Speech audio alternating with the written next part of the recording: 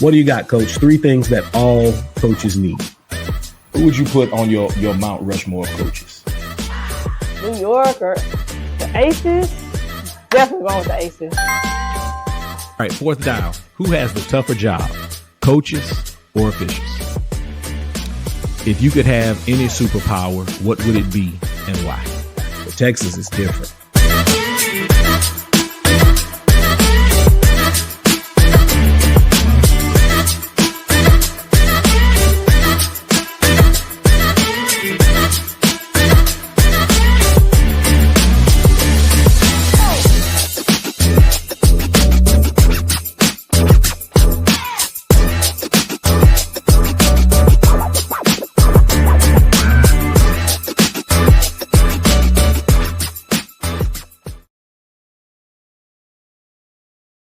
Camera's still off. Here we go.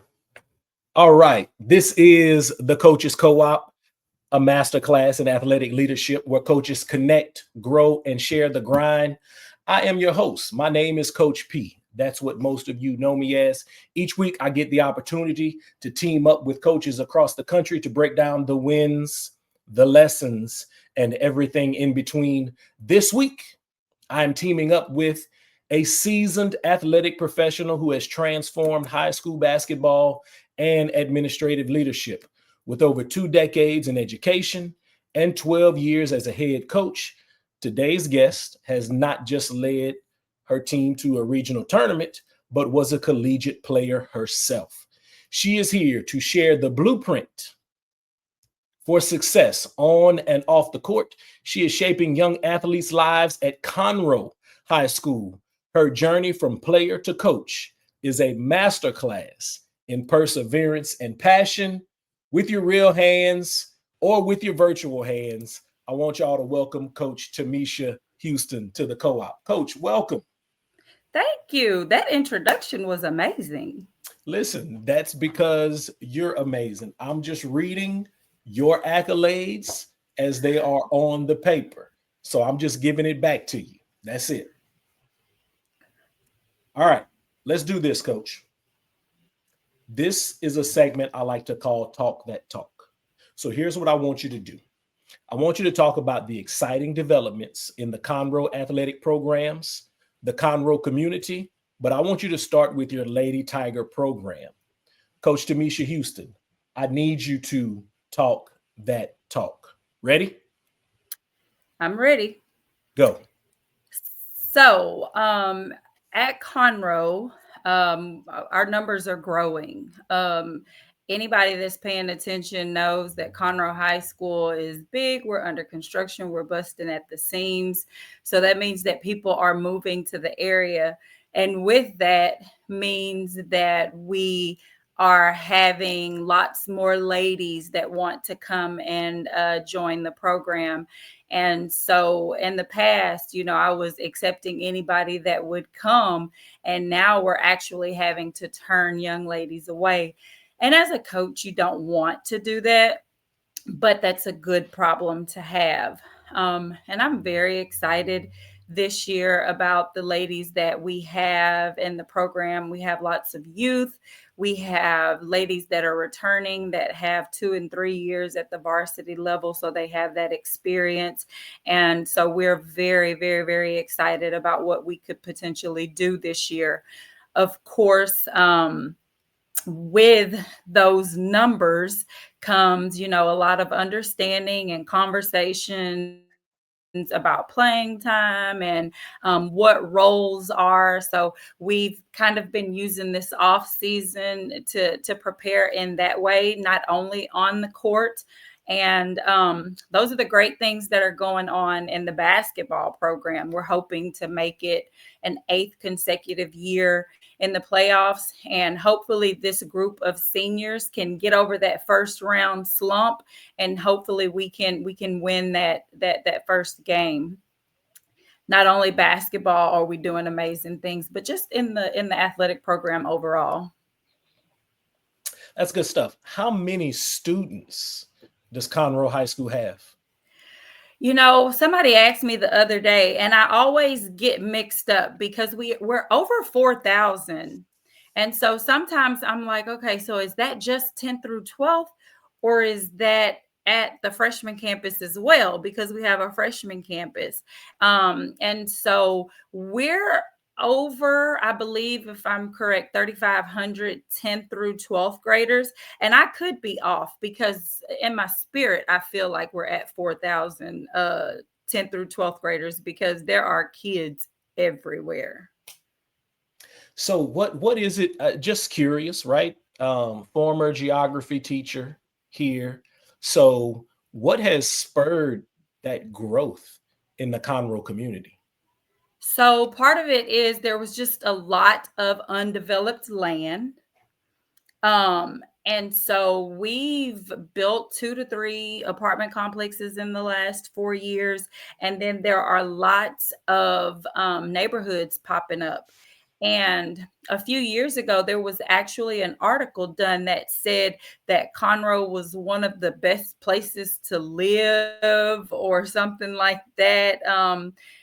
A year or two ago, we were on a list as one of the is it the nicest or the most affordable, one of the most affordable places to live. So I think a lot of that comes with the developments, but also the affordability. Oh, And that's of course, the school district too. So yeah, that's a combination for growth.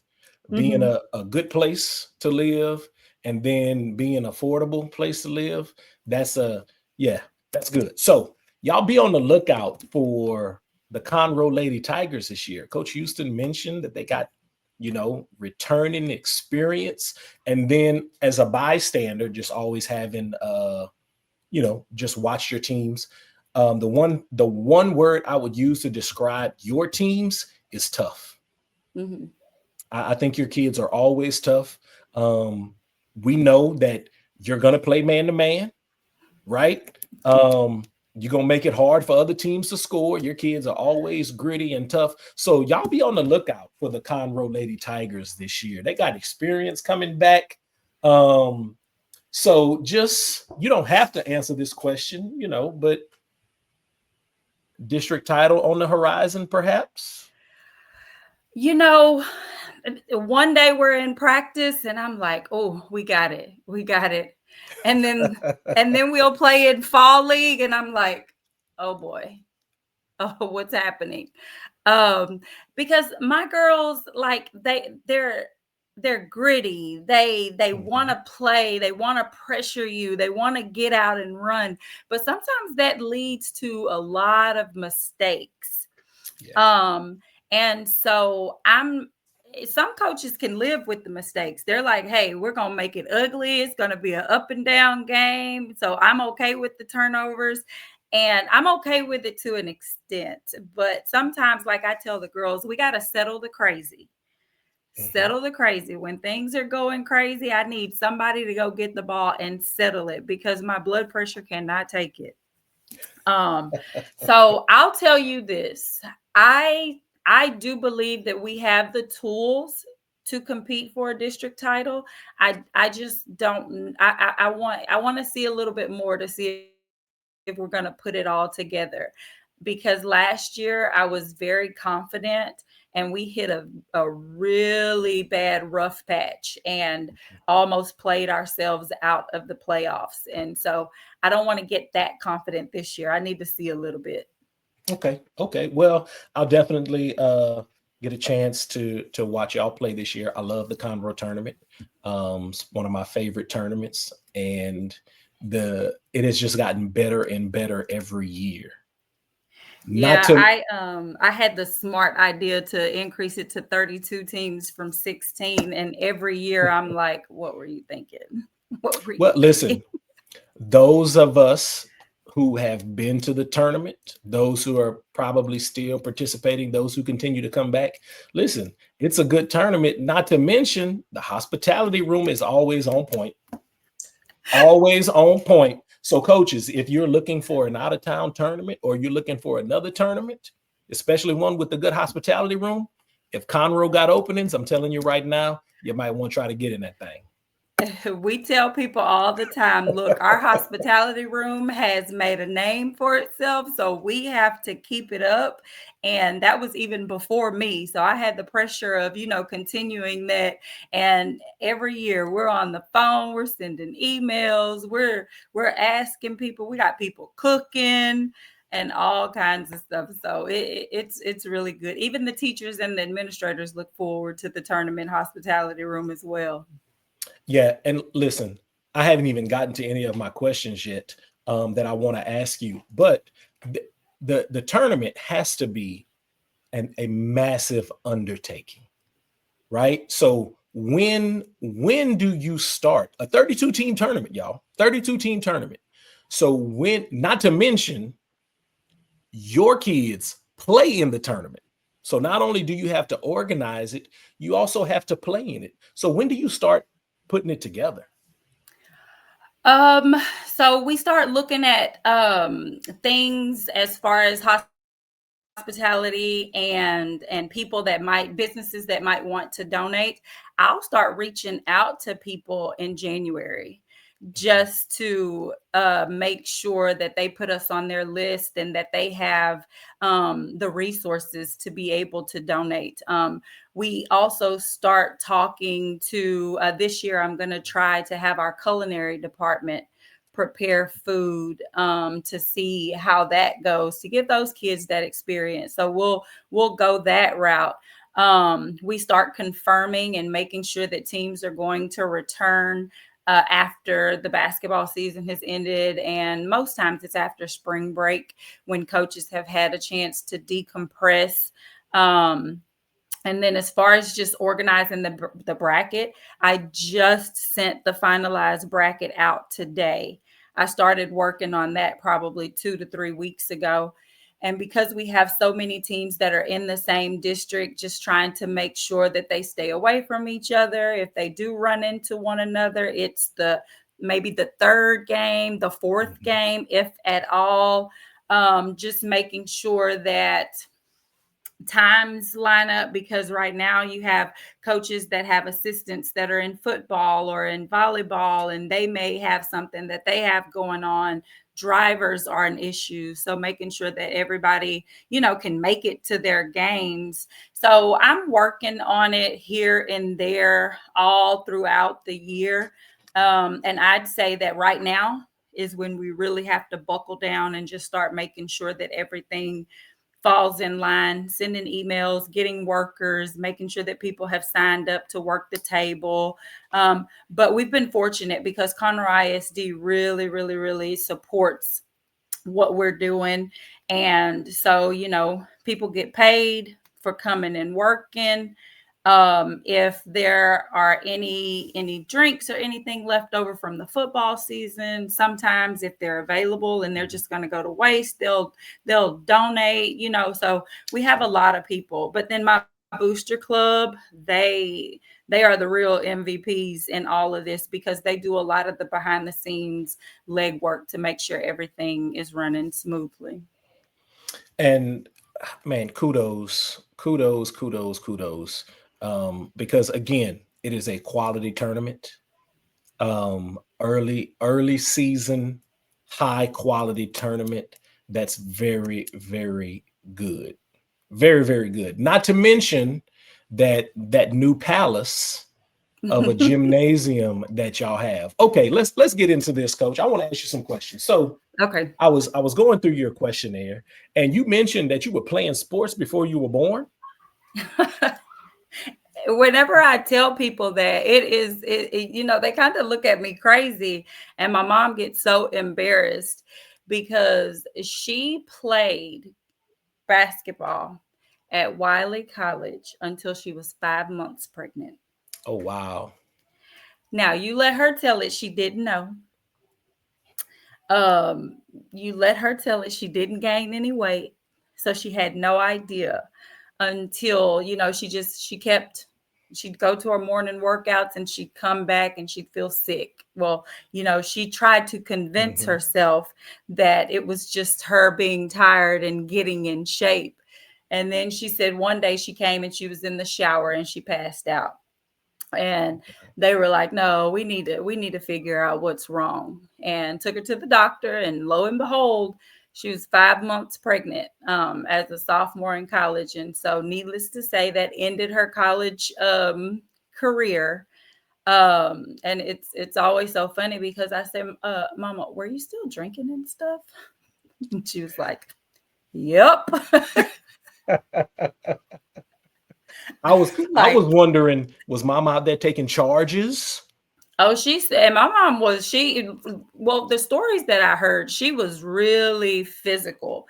So she continued to dive after loose balls. She's in there banging at the rim. And I'm like, no, things could have turned out a lot different. So God had a plan. God had a plan. I love it. Listen, so I coached a kid, same story. We were in the second round, but not college though, but high school. It's one of my high school babies. We were in the second round of district. And she might have been 6 months pregnant because she had her baby before graduation. Oh. Yep. And crazy. The craziest thing, we didn't know.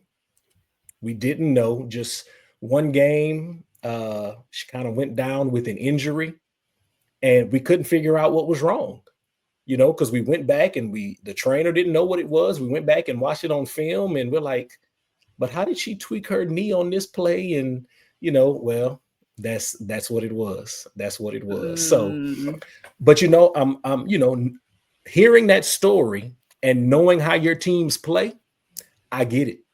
I see it. Coach. It's natural. So, playing sports before you were born, you played in college, right? Mm-hmm. And then you get an assistant coaching role at Blinn. Yes. So did you always know you wanted to coach? Yes and no. And I say yes because I knew that sports and basketball in particular was going to be a very important part of my life. Just hearing the stories of my mom playing while she was pregnant, and then just being around it, the Little Dribblers program in Navasota, and playing all through high school. But I didn't make that decision early on. But when I was a sophomore in high school, our football coach, Mike Spradlin, love him to death. He had 2 daughters that played with me. And so, we spent a lot of time together. And of course, he would come and watch the games. And he told me, he said, you would be an amazing coach one day because your passion for the game is just unbelievable. Mm-hmm. And so that always stuck with me. But I still get to college, and in my mind, I'm still trying to figure out, what do I really want to do? My first semester of my freshman year, the thought crossed my mind about being a pediatrician. I want to go make some money. I want to drive the nice cars, have the big house. And then I found out how long I was going to have to be in school. And I was like, I'm good. I want to go make some money. Maybe that coaching thing will work out. But after I graduated, I saw the job opening at Blinn, and, just got the courage to throw my name out there, because at the time, not thinking that I, had the qualifications or the experience to be a college coach so soon. But, at the junior college level, entry level, and at the time, them paying very little, I was the perfect candidate. I had the college playing experience. I was young, and I was going to be excited for any job. So, they could sell that salary to me pretty easily. And Coach Jenkins remembered coaching against me when I played at McLennan. He knew my high school coach, Tommy Gates. And so, he took a chance on me, and it was very eye-opening, and I'm very appreciative of him giving me that opportunity. Okay. So let's, You played for the legendary Tommy Gates in Navasota. Yes. So what was that like? And then have you taken maybe some bits and pieces from him and added it to your coaching philosophy? I crack jokes all the time with people. That fiery personality that you see on the sidelines, for me, that's all him. Okay. He coached with, and still does, with so much passion. And I got a front row seat to that from the time I was a sophomore. That's when he moved to Navasota. Um, and all through my high school career from that point on, just watching him and watching how he was just so involved. And he coached with so much heart on that sideline. um just being aggressive, using your athleticism to your advantage. And then there are a lot of things that we do as far as the drills and practices. Some of our offenses are all things that I did when I played and worked for him. They say if it ain't broke, don't fix it. So, you can't reinvent the wheel. So there's a lot, and you see how much success that he has had. Yeah. Um, Yeah. so I would be crazy to not try and bring some of those things to my program. And I still call him for advice to this day. That's awesome to be able to have somebody, not too far down the street that you played for, right? That's still in the game.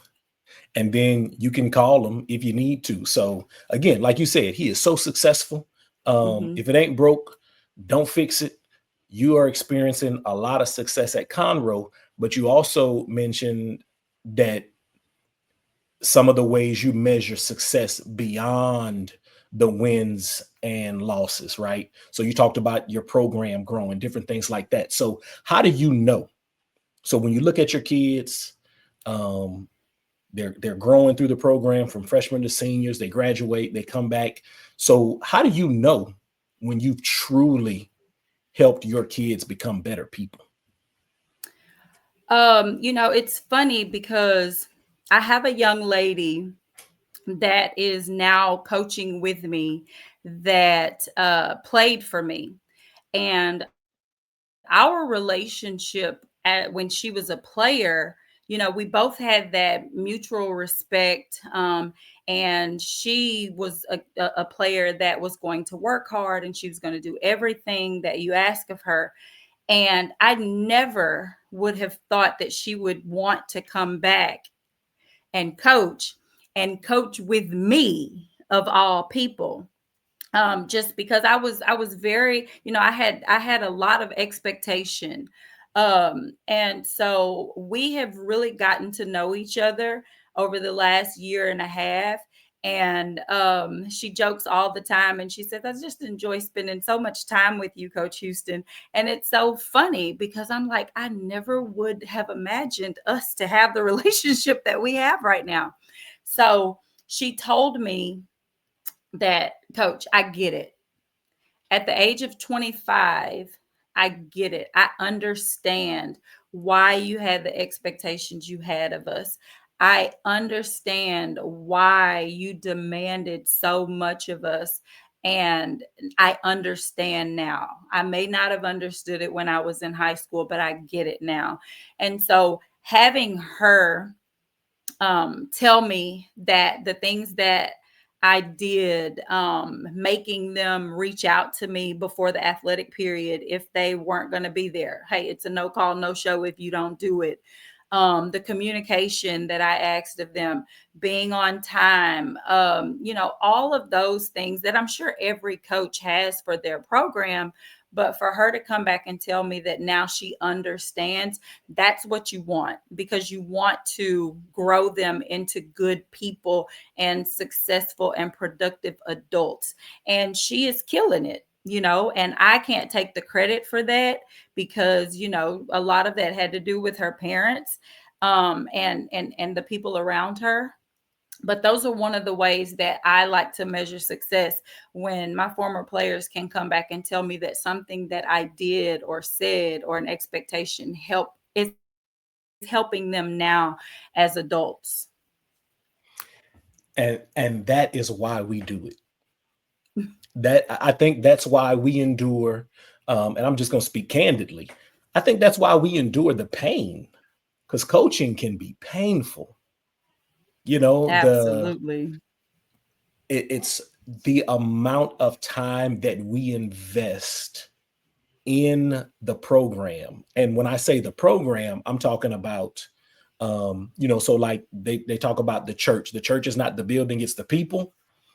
The program is not the basketball, it's the people, right? So I think the amount of time that coaches, I know the amount of time that coaches invest in people, and you feel everything that comes through it. It can be painful at times.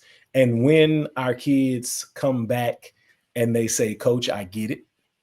Or when they come back and they work with you, like that's the greatest thing in the world. So at Oak, my two assistants when I was at Oak, I had the great pleasure of having coached both of them. Right. So like that's the greatest feeling in the world, because I know how I am as a coach. I was kind of tough. Right. So the fact that they come back and they say, I get it, Coach, that's the greatest thing in the world. So let's talk about you as an assistant athletic coordinator. Right. So you talked about you like really helping the younger coaches. So if you could give younger coaches one piece of advice, actually, no, let me ask this question. What's the advice you wish you were given when you first started that you would give to young coaches today? So for me, I wish that I would have been a little bit more relaxed. I had a coach tell me before, you were a head coach before you became a head coach, just because of the expectations that you had as an assistant. There were a lot of young ladies that probably hated my guts, and they probably went back to their rooms and went home and were like, she not the head coach. Like, who does she think she is? But in my mind, I felt like that I had to literally be the extension of the head coach. And so I wish that I would have relaxed a little bit and formed better relationships with those athletes, and understand that sometimes they needed that soft place to land by me being there, especially if I was the only assistant, but also just how not to take things so personal. I struggled with that early on in my career, especially as a head coach, taking everything personal and every complaint personal, and just really letting it get to me. So, continue to do your work, continue to have your work come from a good place, and let those opinions fall at the door when you get home, and don't carry them inside the house with you. So that's something that I wish that I would have been told. So young coaches, when you watch this or listen to this, this is where I want you to rewind just a little bit. And I want you to write down what Coach Houston just said, because that's the type of feedback that a lot of young coaches don't get. A lot of young coaches don't get that feedback. Nobody's giving it to them, or you don't have anybody that you can ask, but we're giving it to you right here in the Coaches Co-op. Listen, we are in the co-op. I have Coach Tamisha Houston of Conroe. Coach, this year is going to be the 80th Lady Tigerette Classic? Is this number 80? So it's going to be 76. 76. Okay. It should be 77, but COVID took a year from us. Okay. So I knew we were getting close. Okay. Coach, let's talk about so you do you're a mentor, obviously, because you have your former player that is now coaching with you. Two. 2 former players now coaching with you. That right there, we don't need to say anything else because that speaks volumes. So if you had to build a Mount Rushmore of people who you thought set great examples in our sport, who would be on your Mount Rushmore? Okay, so I went all the way up because there are several high school coaches, but for me, let me see. My first one was Pat Summitt. Okay. That's self-explanatory. Pat kind of set the blueprint for getting a job young, building it from the ground up, having that success. She was one thing that I love that Pat said, it's always easier to start tough and then get easy instead of starting easy and getting tough. Sometimes I take that a little too literal, but it has worked. So Pat has been, she's been a great example. After that, you have to go with Geno. I was around and in college and just getting out of college when Geno was firing off those championships back to back. Him winning with Stewie those 4 championships in a row. So everything that he's done at UConn and the way that he has expectations for his kids, and he tries not to stray from those expectations, regardless of what's going on around him in the world. Kim Mulkey, Coach Mulkey. I was a player at McLennan when she got to Baylor.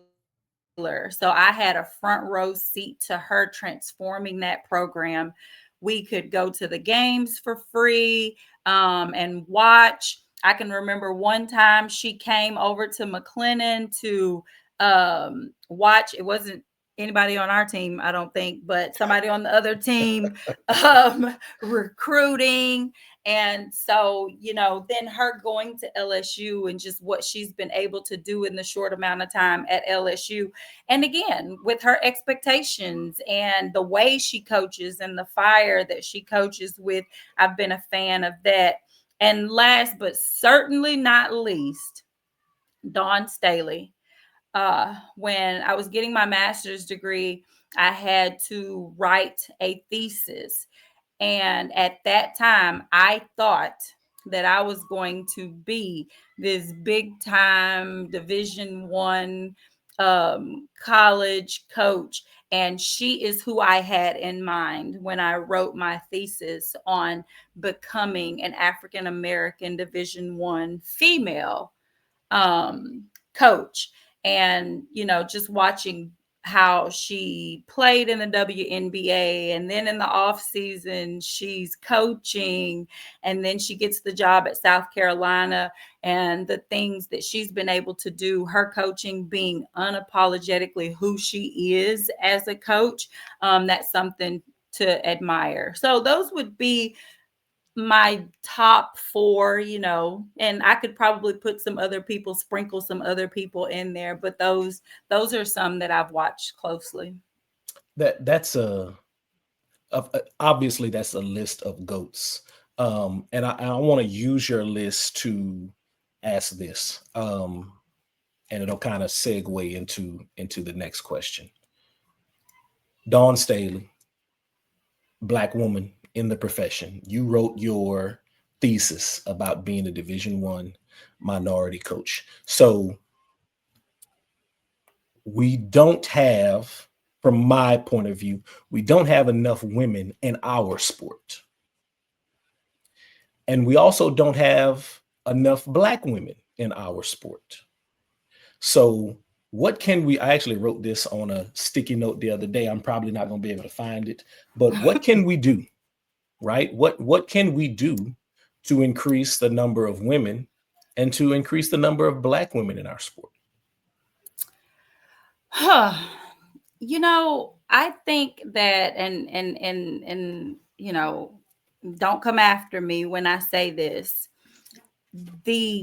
I got your back.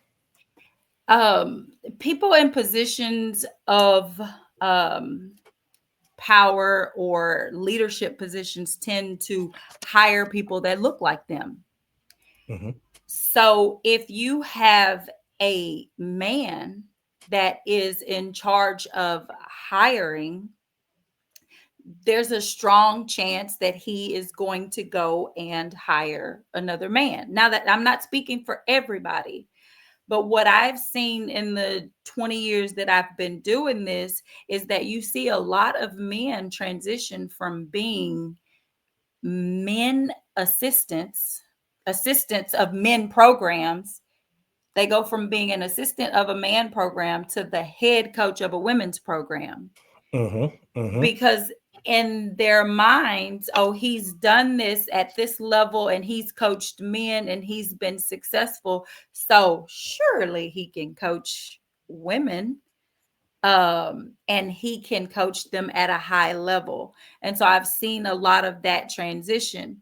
So now when you have so many men that are applying for the women's positions, now the opportunities are fewer. But what you will see is that a lot of men know that they need women Mm-hmm. on the staff if they're coaching women, for the obvious reasons, going into the locker room, somebody that they can talk to, somebody that can relate to, when the man or the male coach gets to the point that he might be being a little too rough on them, Yeah. they can play that mom and dad role with them. Mm-hmm.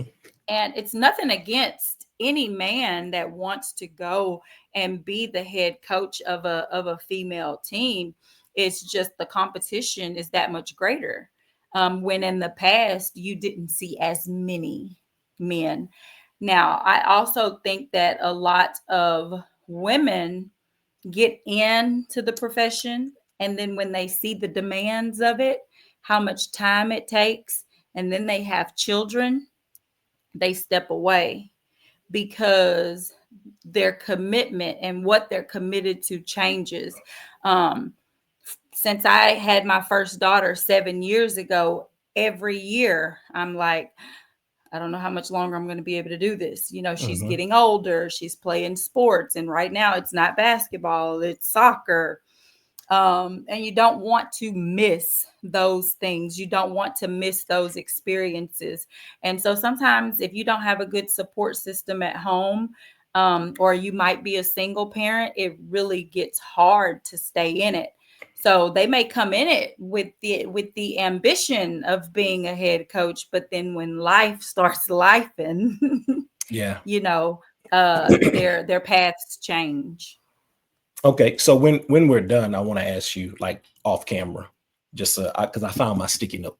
Okay. But I'll ask you about it off camera. So this brings me to my last question before we get into the mid roll. So work-life balance. You talk about having two small children. So what's the biggest misconception people have about balancing, because not only are you a head coach, you're a head coach of a successful program.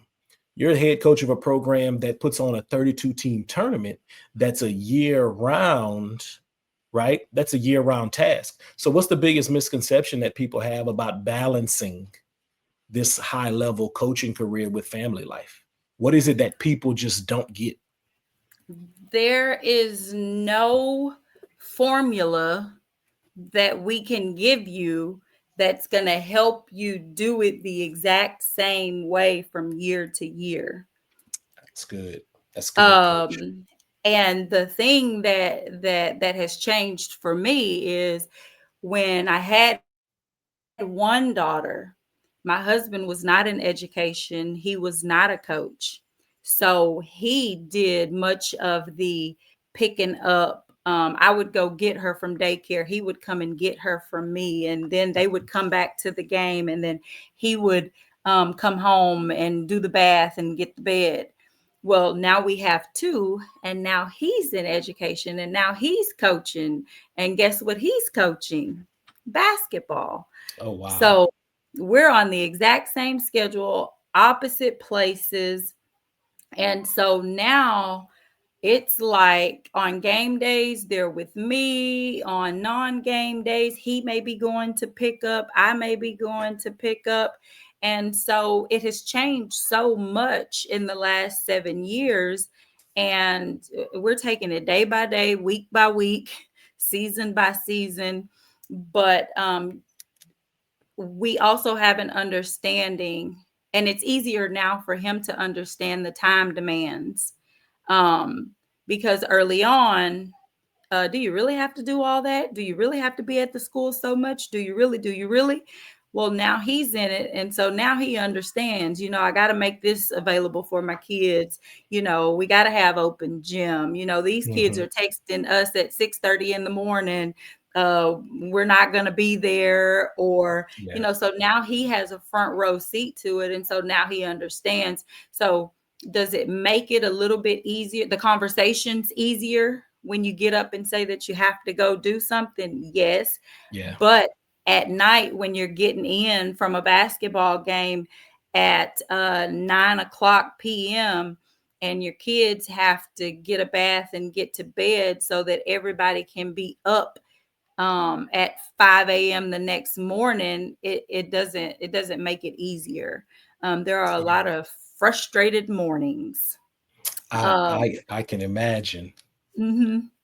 So, there's no formula. There's no y plus mx equals b. Did I say that right? You did. Okay, algebra 1 teacher. Y equals mx plus b. there's no y equals mx plus b to doing this. You have to be flexible. And you have to take it day by day. That, coach, that's wisdom. That's what that is. That's wisdom right there. All right, let me go ahead and get this commercial in here, and then we're going to be right back. We'll get back to the conversation in a second, but here at the Coaches Co-op, we're all about building championship level systems on and off the court. This episode is brought to you by The Path for Coaches, because iron sharpens iron, and real growth happens when coaches support coaches. If you're looking to level up your team culture, fine-tune your playbook, or just stay motivated through the grind, check out The Path for Coaches. You can find The Path for Coaches at Amazon.com, or you can send me a direct message on IG at podcast_with_Prejean. Unlock the power of mentoring. Discover ways to be a good mentor and find good mentors with The Path for Coaches, Volume 1, Mentoring. All right, let's get back to it. Welcome back to the Coaches Co-op. This is the go-to podcast for coaches that are looking to elevate their leadership, culture building, and team success. You are in the co-op with Coach Tamisha Houston of Conroe High School. All right, Coach, real quick. What's the hardest thing about the job nobody knows?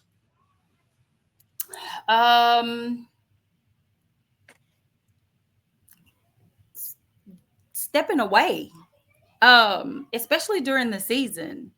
You coach this game, you give it everything that you have, you come home, and instead of you being able to just leave that game and win or loss in your office, you're thinking about something that you could have done differently, a play you should have called, a timeout you should have called, a substitution you could have made, and being here at home with your family and not still thinking about that job.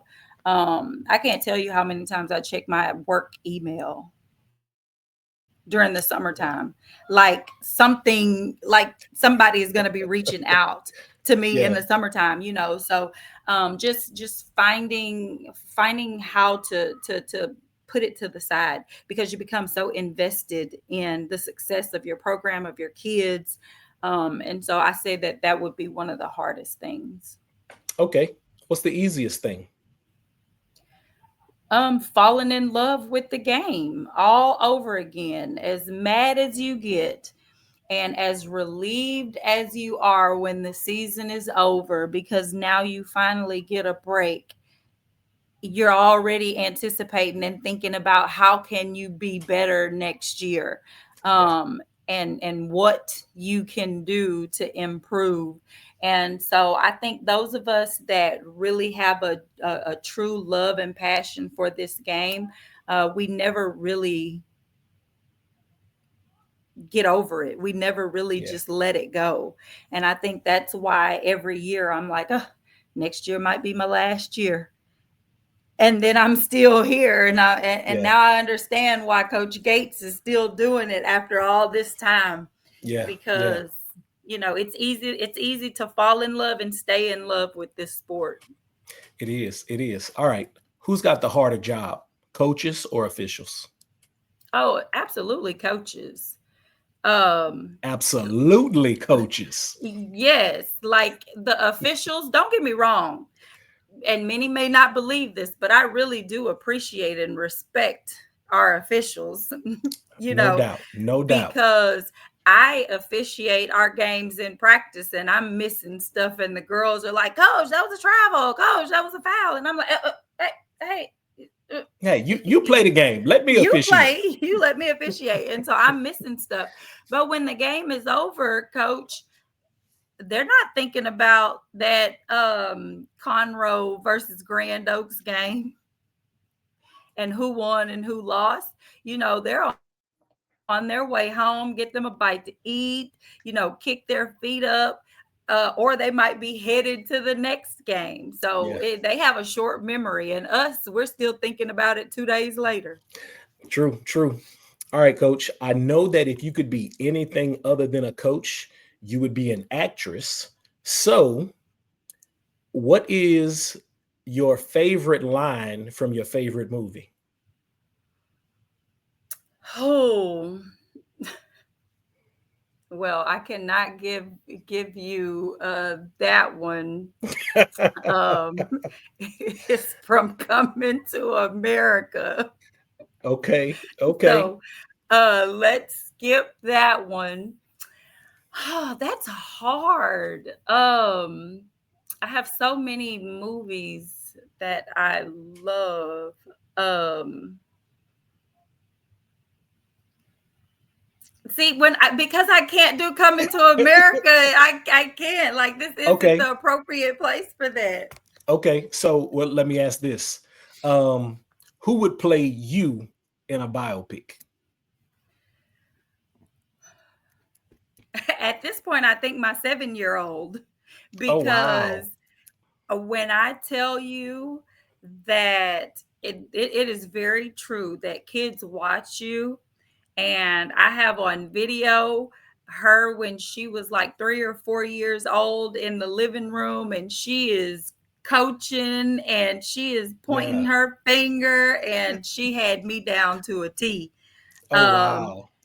and I have a video in my phone right now. We were playing at the Woodlands, and she videoed me all during the timeouts on the sideline, and she was videoing everything that I was doing. And I'm like, oh my God, like, am I really acting like that over there?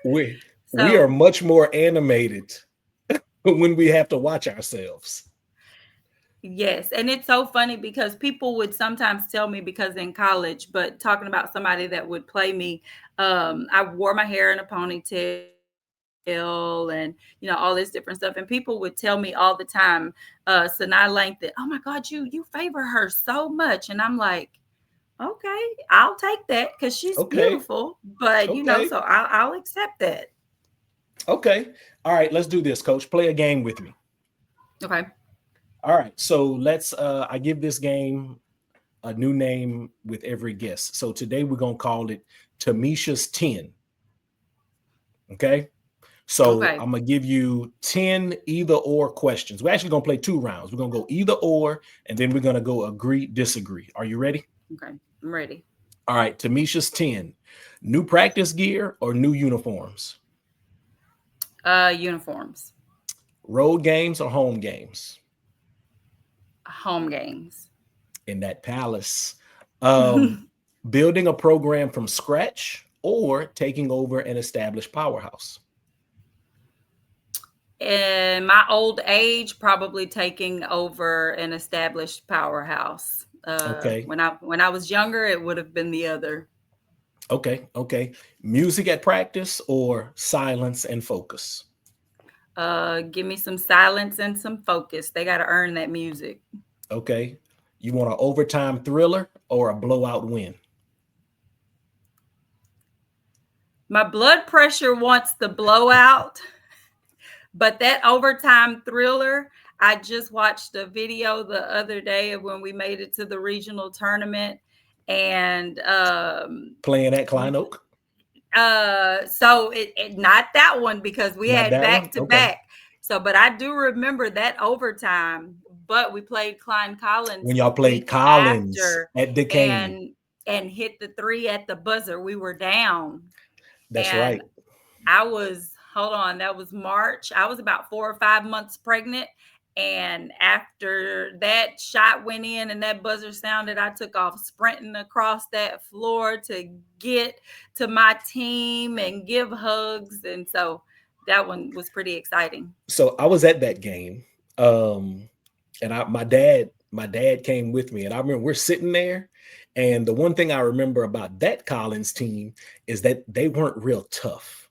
So if you kind of banged them up a little bit and kept slapping on them and kept hitting them, they would kind of, curl up a little bit, and they jumped out ahead of y'all. And then y'all just played so hard, and your kids didn't stop playing hard. And I remember telling my dad, I was like, Conroe's going to come back and win this game because Collins doesn't like that physicality. That was a great game. Coach, that was a great game. All right. March Madness or WNBA Finals? Oh, March Madness. Okay. Are you going to call it timeout, or are you going to let your kids play through it? That game where we hit that 3, let them play through it. I don't want to give anybody a chance to set their defense up. There it is. You going with the struggling starter or the hot hand off the bench? Give me that hot hand. Okay. Run the play or let your best player create? I'll let, if I have a trust, I'll let my best player create. So I'll definitely do that if I have somebody that I have that trust in. Okay. Downtime, no film to watch, got a few days off. It's that Christmas break time. Netflix or a good book? Netflix. All right. That was round 1 of Tamisha's 10. So let's do round 2. Okay. Round 2 is agree or disagree. Here we go. It's easy to separate coach mode from parent mode at home. I disagree. Okay. Agree or disagree. The impact of a junior high coach is just as significant as a great varsity coach. I agree. You can't truly understand coaching until you've coached your own child. Your baby's young.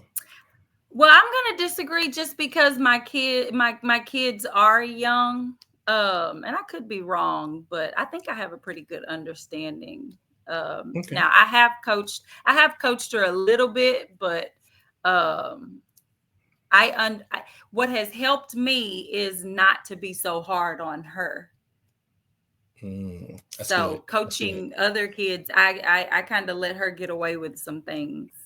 Okay. All right. Agree or disagree. There's more pressure on coaches than ever before. Agree. Social media has been good for high school athletics. I'm straddled the fence on that one, but I can say that it's shined a positive light on high school athletics, so I can agree. Okay. Every good coach needs a therapist. Agree. Okay. All right, 4 more. A great coach should be the loudest voice in the gym. I disagree. Okay. Coaching is 80% psychology and 20% X's and O's. Agree. Okay. The best coaching moments never make it to the highlight reel. I agree. All right. Last question right here. Players today are more skilled than previous generations. Agree or disagree? I agree. Okay. All right. That's it for Tamisha's 10. That was 2 rounds. All right, Coach. Last 5 minutes of the podcast. This brings us to crunch time. Crunch time works like this: 3 in the key, 3 things that all athletic professionals or coaches need, 2 shots, 2 of the foulest things or difficult challenges you've experienced in your current role.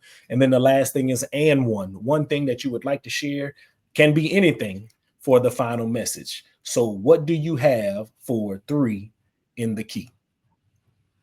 I think that 3 things that all athletic professionals and coaches need to succeed is 1 being support, whether it be from your administration, your significant other, your family, a strong work ethic, because as we've talked about, it doesn't stop once the game is over or once you leave work. And then time away to recharge. Everybody needs that time away to kind of remember what matters most and kind of miss it a little bit. That's a great list for 3 in the key. Great list. Support, strong work ethic, and then sometimes you just need to, get some Netflix and chill, right? You need some time away so you can miss it a little bit. All right, Coach, this brings us to 2 shots, 2 of the most foul or difficult challenges that you have experienced. Ready, go. I'd say challenges would be 1, being okay with the fact that not everyone around you is really rooting for you, and understanding that you should not take that personal. And then also getting adults to understand that accountability is not a personal attack. I'm seeing a lot lately that people don't really like to hear when they may not be doing things correctly or the right way. And instead of them taking it as an opportunity to learn and grow, they get mad. So those have been 2 challenges. That's very good. Accountability is not a personal attack. That's good stuff right there, Coach. All right, Coach, this brings us to the very last thing of the podcast. We call this and one thing that you would like to share before we get out of here. What do you have for and one? That I believe that our junior high coaches and our youth coaches, they are so important to the success of high schools. If our athletes are learning the basics, the fundamentals, and getting that knowledge of the game before they get to us, it makes our job a little bit easier because we're not having to go back and teach things and explain things, and they have a better understanding. And so I just would like anybody that's coaching youth to understand that your job is so important, and it's more than the highlights, and it's more than the wins and the losses. It's what you invest in those young minds and how you help them develop fundamentally that's going to set them up for success once they do reach junior high and high school and beyond. The value of youth and junior high coaches. Coach, that is outstanding. I'm so glad that I was able to get you here in the co-op with us today. Listen, everybody, if you are listening to this audio podcast or if you're watching on YouTube, there's a couple of things I need you to do. I need you to hit that like button. I need you to hit that subscribe button. If you're only listening and you're listening on iTunes, I need you to go in there and give us a 5-star rating. Then tell a friend to tell a friend. Follow us on Instagram, Podcast with Prejean. That's where we are. That's where we house all of our episodes for the Coaches Co-op. Make sure that you check the show notes. You can get all of that good stuff that Coach Houston just shared with us. Listen, this is the Coaches Co-op, where coaches do what most people can't. If you were helped today or inspired, then Coach Houston did her job, and we did our job at the co-op by having her come on with us. So listen, we are getting ready to get out of here. So listen, Until next time, remember, coaches do what most people can't, and I need you to stay ready so you don't have to get ready. For Coach Houston, I'm Coach P. We'll see y'all next time in the co-op.